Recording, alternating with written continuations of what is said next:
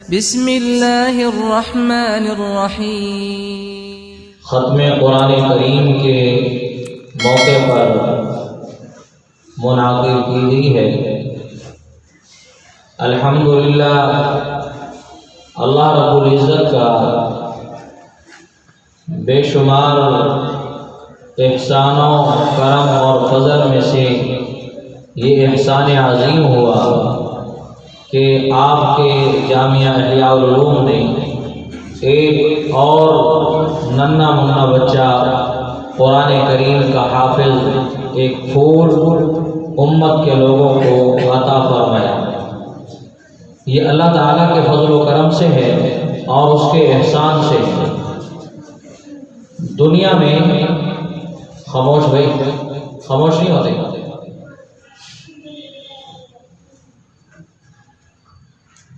دنیا میں رسول اللہ صلی اللہ علیہ وسلم نے کسی کو اتنا بہترین نہیں فرمایا جتنا بہترین اور جتنا عمدہ قرآن کریم پڑھنے والے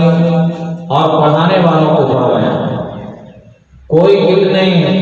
بڑی ڈگری حاصل کر لے، کوئی کتنی بڑی سند حاصل کر لے، کوئی کتنا ہی بڑا عہدہ حاصل کر لے، کسی کے بارے میں بھی یہ نہیں فرمایا اللہ کے نبی صلی اللہ علیہ وسلم نے کہ تم تجارت کر کے بہترین ہو، تم زراعت کر کے بہترین ہو، تم بڑے انجینئر بن کے بہترین بن گئے ہو، بلکہ حضور کریم صلی اللہ علیہ وسلم نے فرمایا خیرکم من تعلم القرآن وعلمہ، تم میں سے بہترین وہ ہے جو قرآن کریم پڑھتا ہے اور قرآن کریم پڑھاتا ہے، وہ بہترین ہے۔ اور جس کو اللہ کے نبی بہترین فرمائے اس سے بہترین کون ہو سکتا ہے؟ دنیا کا بڑے سے بڑا عہدیدار اگر وہ عالم نہیں ہے، قرآن کا حافظ نہیں ہے، مصلی پر کھڑا نہیں ہو سکتا۔ ہمارے ملک کا وزیر اعظم لوگ کہیں گے نماز پڑھا دے، کیا ہم میں سے کوئی ہے جو اس کے پیچھے نماز پڑھے گا؟ نہیں پڑھے گا۔ لیکن ایک غریب کا جس کے پاس ایک وقت کھانے کا نہیں ہوتا، ایک وقت ہوتا ہے، اس کے گھر میں 3 دن فاقے رہیں، لیکن اگر اس کا بچہ قرآن کا حافظ بن جاتا ہے تو وہ قوم کا وزیر اعظم، ملک کا وزیر اعظم اس کے پیچھے کھڑے ہو کر نماز پڑھے گا، چاہے وہ قوم کا غریب آدمی ہو۔ یہ اللہ نے مقام اس کو کیوں دیا؟ اس لیے کہ اس نے اللہ کے قرآن سے اپنا تعلق قائم کیا۔ وہاں یہ نہیں دیکھا جائے گا کہ یہ قوم کا غریب آدمی ہے، فلاں قوم کا ہے، کسی بھی قوم سے تعلق رکھنے والا ہوگا۔ شہر کے اندر جس قوم کو سب سے کم تر سمجھا جائے کہ یہ قوم کمی قوم ہے، لیکن جب اس کا تعلق اللہ کے قرآن سے جڑتا ہے تو وہ سارا کمی بنا جس کو دنیا دار لوگ یہ سمجھتے ہیں یہ کمی ہے، لیکن اللہ کے ہاں وہ کتنا مقبول ہے اس کے بارے میں قیامت کے دن پتہ چلے گا کہ یہ اس وزیر اعظم اور اس وزیر اعلیٰ اور ملک کے صدر اور جتنے بھی عہدیدار ہیں ان تمام سے اوپر درجہ اس حافظ قرآن کا ہوگا۔ حدیث پاک میں نے آپ کے سامنے پڑھی ہے، رسول اللہ صلی اللہ علیہ وسلم نے فرمایا لا حسد الا فی اثنین، حسد جائز نہیں ہے مگر 2 چیزوں میں۔ آپ کسی چیز میں کسی سے حسد نہیں کر سکتے، فلاں حسین ہے، فلاں کے پاس یہ عہدہ ہے میرے پاس کیوں نہیں، فلاں کے پاس یہ چیز ہے میرے پاس کیوں نہیں۔ ایسا کرنے سے بندے کے سارے اعمال ضائع ہو جاتے ہیں۔ لیکن 2 چیزوں کے بارے میں رسول اللہ صلی اللہ علیہ وسلم نے فرمایا کہ اگر حسد کرنا ہے اور اگر تم نے غیبت کرنا ہے، شوق رکھنا ہے تو 2 چیزوں میں رکھو۔ آتاہ اللہ القرآن، ایک وہ جس کو میں نے قرآن کریم دیا، فہو یقوم آناء اللیل و آناء النہار، اور وہ دن اور رات لوگوں کو قرآن کریم پڑھاتا ہے۔ اگر حسد کرنا ہے اس پر کرو، یعنی جس طرح وہ قرآن پڑھا رہا ہے ہمارے دل میں یہ ہو کہ میں بھی ایسے ہی دن رات قرآن پڑھاؤں۔ اور دوسری چیز فرمائی وَرَجُلٌ آتَاهُ اللَّهُ جس کو اللہ نے مال دیا فخر کرنے کے لیے نہیں، تکبر کرنے کے لیے نہیں، فَهُوَ يُنْفِقُ فِي سَبِيلِ اللَّهِ، اور وہ اللہ کے راستے میں اس کو خرچ کرتا رہتا ہے، آنَاءَ اللَّيْلِ وَآنَاءَ النَّهَارِ، دن کو بھی خرچ کر رہا ہے، رات کو بھی خرچ کر رہا ہے۔ اگر حسد کرنا ہے تو اس پر کرو کہ اے اللہ مجھے بھی اس طرح مال عطا فرما اور میں تیرے راستے میں دیتا جاؤں، اس میں صرف کر سکتے ہیں، اس کے علاوہ کسی اور چیز میں حسد جائز نہیں۔ تو اس لیے اس سے معلوم ہوا کہ قرآن کریم کی دولت کتنی عظیم ہے۔ ایک صحابی رسول اللہ صلی اللہ علیہ وسلم کا اللہ کے نبی صلی اللہ علیہ وسلم کے پاس آیا اور اس نے کہا انی احب هذه السورہ قل هو اللہ احد، اے اللہ کے نبی مجھے سورۃ قل هو اللہ سے محبت ہے۔ آپ نے فرمایا لیحب،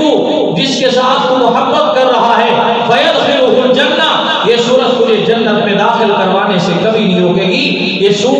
سیدھی سورت تجھے جنت میں داخل کروا کے آئے گی۔ سورت اخلاص کتنی بڑی،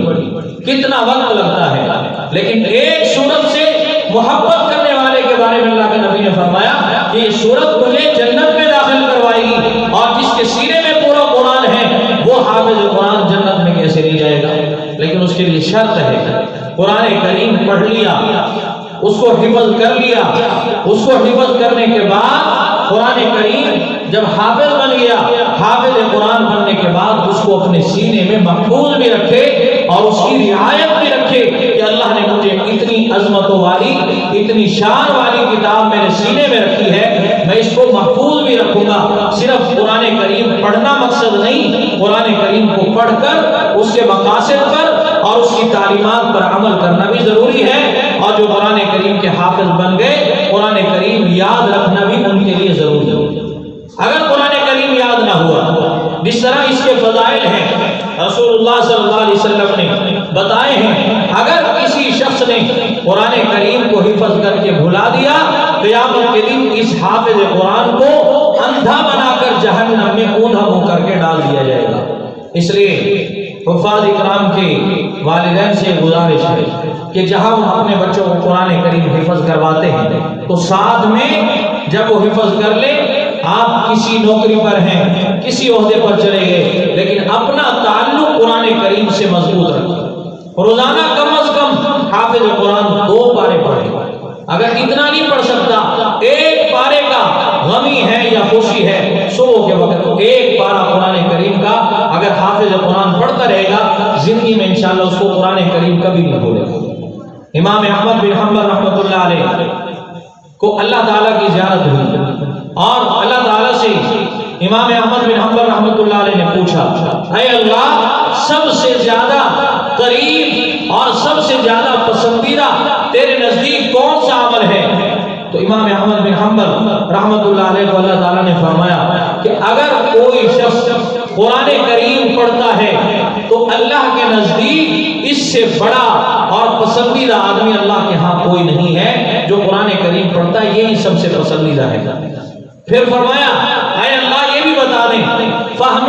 او بلا فہم، سمجھ کے پڑھے یا بغیر سمجھ کے پڑھے؟ اللہ نے فرمایا چاہے وہ سمجھ کے پڑھے چاہے بغیر سمجھ کے پڑھے، صرف پڑھتا جا رہا ہے، کیونکہ جو پڑھ رہا ہے اس کو میرے سے محبت ہے، تبھی تو وہ اللہ کے کلام کو سینے سے لگا رہا ہے، پڑھ رہا ہے، وہ اس کے معنی کو نہ سمجھے، اس کے الفاظ کو وہ نہیں سمجھ رہا، لیکن زبان پر تو چلا رہا ہے، اس چلانے پر بھی اللہ اس کو اجر سے خالی نہیں چھوڑتا، اس کے لیے بھی ایک ایک لفظ پڑھنے پر 10 نیکیاں لکھی جاتی ہیں۔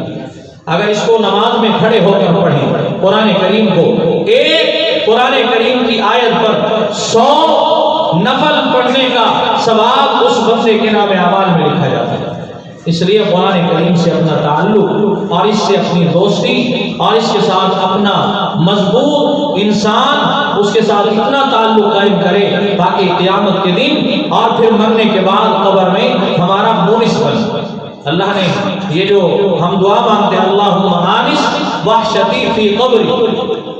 یہ جو وحشت ہے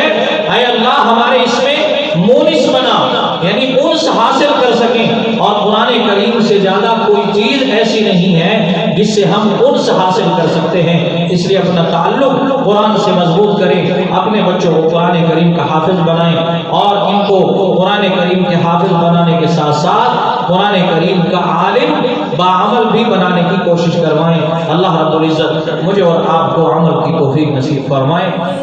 نزل الفرقان على عبده ليكون للعالمين نذيرا۔